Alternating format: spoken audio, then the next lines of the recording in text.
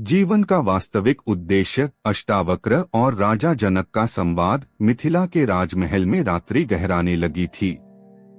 दीपकों की मध्यम रोशनी में राजा जनक अपने सिंहासन पर बैठे थे, पर उनका मन कहीं और भटक रहा था। उन्होंने बहुत कुछ प्राप्त कर लिया था, अपार धन, विशाल राज्य, सम्मान, ज्ञान और शक्ति। फिर भी भीतर कहीं एक खालीपन था, जैसे किसी भरे हुए घड़े में भी एक अदृश्य दरार हो। जनक ने अष्टावक्र की ओर देखा और कहा, गुरुदेव, मैं एक प्रश्न पूछना चाहता हूँ। शायद यही प्रश्न हर मनुष्य के मन में कभी न कभी उठता है। अष्टावक्र मुस्कुराए। पूछो राजन, जनक ने कहा। जीवन का उद्देश्य क्या है? हम जन्म क्यों लेते हैं? यदि अंत में मृत्यु ही सब कुछ समाप्त कर देती है, तो फिर इस पूरे जीवन का अर्थ क्या है? अष्टावक्र कुछ क्षण मौन रहे, फिर बोले, राजन, इस संसार में अधिकांश लोग जीवन जीते हैं, पर बहुत कम लोग यह जानने का प्रयास करते हैं कि वे जी क्यों रहे हैं। वे सुबह उठते हैं, काम करते हैं, धन कमाते हैं, परिवार बनाते हैं, इच्छाएं पूरी करते हैं और फिर एक दिन चले जाते हैं। जिस प्रकार कोई यात्री बिना गंतव्य जाने यात्रा करता रहे तो वह भटक जाएगा, उसी प्रकार उद्देश्य को जाने बिना जीवन भी भटकाव बन जाता है। जनक ने पूछा, तो क्या जीवन का उद्देश्य धन कमाना नहीं है? अष्टावक्र बोले, यदि धन ही उद्देश्य होता तो संसार के सबसे धनी लोग सबसे अधिक संतुष्ट होते, पर ऐसा नहीं है। धन आवश्यक है, पर उद्देश्य नहीं। धन साधन है, साध्य नहीं। जिस प्रकार नाव नदी पार करने का साधन है, पर कोई व्यक्ति नाव को ही अपना गंतव्य नहीं बना लेता, उसी प्रकार धन जीवन को चलाने का साधन है, जीवन का अंतिम उद्देश्य नहीं। जनक ने फिर पूछा, तो क्या परिवार ही जीवन का उद्देश्य है? अष्टावक्र बोले, परिवार जीवन का एक सुंदर भाग है, पर उद्देश्य नहीं। क्योंकि एक दिन बच्चे बड़े होकर अपने मार्ग पर चले जाते हैं, संबंध बदल जाते हैं, शरीर बदल जाता है, परिस्थितियां बदल जाती हैं। यदि बदलने वाली किसी वस्तु को ही उद्देश्य बना लिया जाए, तो उसके बदलते ही जीवन अर्थहीन लगने लगता है। अष्टावक्र ने आगे कहा, राजन, मैं तुम्हें एक छोटी सी कथा सुनाता हूँ। एक व्यक्ति को जंगल में एक सुंदर दीपक मिला। उसने उसे अपने घर में रखा और उसकी रोशनी में सब काम करने लगा। धीरे धीरे वह दीपक से इतना जुड़ गया कि उसे लगा यही उसका जीवन है। एक दिन दीपक बुझ गया। वह रोने लगा, टूट गया, निराश हो गया। तभी एक वृद्ध संत ने कहा, मूर्ख, दीपक का उद्देश्य तुझे प्रकाश देना था, स्वयं दीपक बन जाना नहीं। संसार की हर वस्तु दीपक की तरह है। वह तुम्हारे जीवन को सहारा दे सकती है, पर तुम्हारा अंतिम उद्देश्य नहीं बन सकती। जनक ध्यान से सुन रहे थे। उन्होंने पूछा, यदि धन नहीं, परिवार नहीं, सम्मान नहीं, तो फिर उद्देश्य क्या है? अष्टावक्र बोले, पहले यह समझो कि समस्या कहाँ से शुरू होती है। मनुष्य जीवन भर बाहर खोजता रहता है, सुख बाहर, शांति बाहर, सम्मान बाहर, प्रेम बाहर और अंत में परमात्मा भी बाहर। पर जिसने खोज करनी है, वह स्वयं को कभी नहीं खोजता।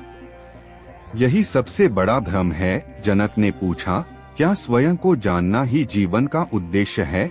अष्टावक्र ने कहा, हाँ राजन, पर स्वयं को जानना केवल शब्द नहीं है।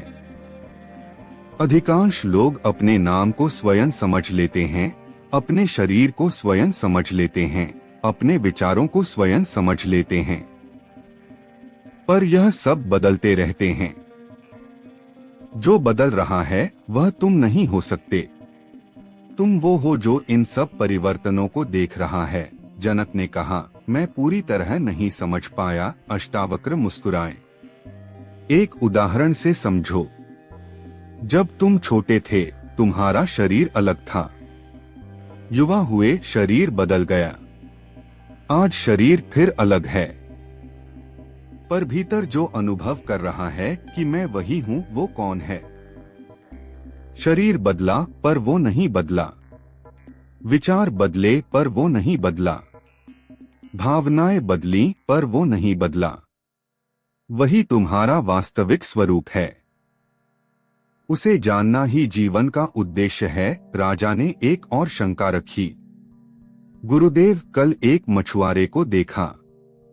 वह भोर से संध्या तक नदी किनारे जाल फेंकता है, फिर भी संतुष्ट प्रतीत होता है। और मैं इतना कुछ पाकर भी अशांत हूँ। ऐसा क्यों? अष्टावक्र ने कहा, क्योंकि संतोष का संबंध पाने से नहीं, स्वयं को जानने से है। कल्पना करो, एक हिरण की नाभि में कस्तूरी होती है, पर उसकी सुगंध उसे बाहर की लगती है। वह उस सुगंध को खोजने वन वन भटकता है, थक जाता है, पर सुगंध का स्रोत तो उसी में था। मनुष्य भी वैसे ही सुख को बाहर खोजता फिरता है, जबकि शांति उसके भीतर पहले से विद्यमान है।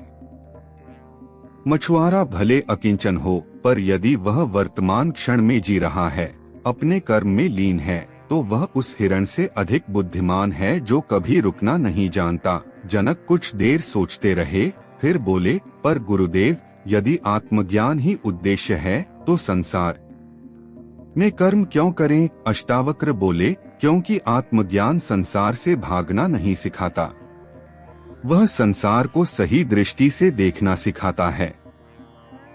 एक अभिनेता मंच पर अभिनय करता है। उसे पता होता है कि वह वास्तव में राजा नहीं है, फिर भी वह राजा की भूमिका पूरी निष्ठा से निभाता है, क्योंकि उसे भूमिका और वास्तविकता का अंतर पता है। आत्मज्ञानी भी ऐसा ही होता है।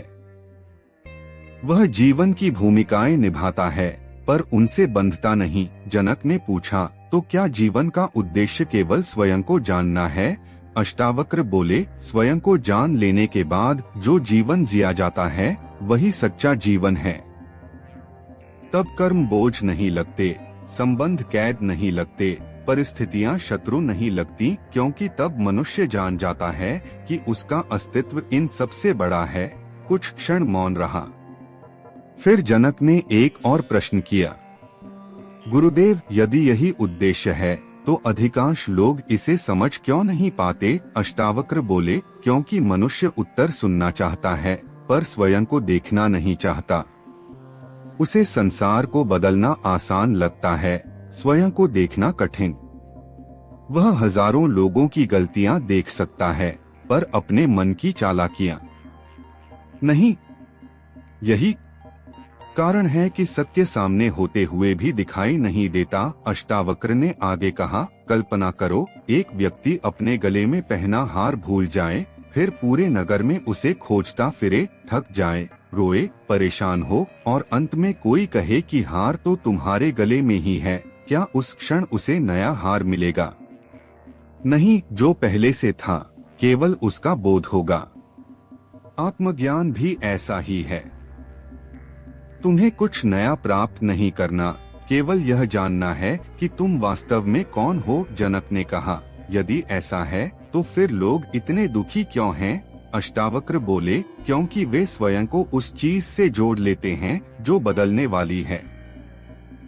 जो शरीर से जुड़ता है वह बुढ़ापे से दुखी होगा, जो धन से जुड़ता है वह हानि से दुखी होगा, जो सम्मान से जुड़ता है वह अपमान से दुखी होगा, पर जो अपने वास्तविक स्वरूप को जान लेता है, उसका केंद्र इन सबके पार चला जाता है। जनक ने पूछा, क्या इसका अर्थ है कि जीवन में लक्ष्य नहीं रखने चाहिए? अष्टावक्र बोले, नहीं राजन, लक्ष्य रखो, सपने देखो, कर्म करो, सफल बनो, पर यह मत भूलो कि यह सब जीवन का हिस्सा है, जीवन का उद्देश्य नहीं। उद्देश्य वो है जो सफलता और असफलता दोनों में बना रहे, जो जन्म और मृत्यु दोनों में बना रहे, जो हर परिवर्तन के बीच अपरिवर्तित रहे। और वो तुम्हारा साक्षी स्वरूप है। रात्रि और गहरी हो चुकी थी, हवा धीरे धीरे बह रही थी। जनक की आंखों में अब पहले जैसी बेचैनी नहीं थी। उन्होंने धीरे से पूछा, गुरुदेव, यदि मैं एक वाक्य में पूछूं तो जीवन का उद्देश्य क्या है? अष्टावक्र ने शांत स्वर में उत्तर दिया, जीवन का उद्देश्य स्वयं को जानना है और स्वयं को जानकर इस संसार में जागरूकता, प्रेम और शांति के साथ जीना है। न संसार से भागना, न संसार में खो जाना, बल्कि संसार के बीच रहकर अपने वास्तविक स्वरूप को पहचान लेना। जनक मौन हो गए, मानो वर्षों से भटकता हुआ प्रश्न आज अपना उत्तर पा चुका था। आकाश में वही तारे थे, महल भी वही था, संसार भी वही था, पर देखने वाले की दृष्टि बदलने लगी थी।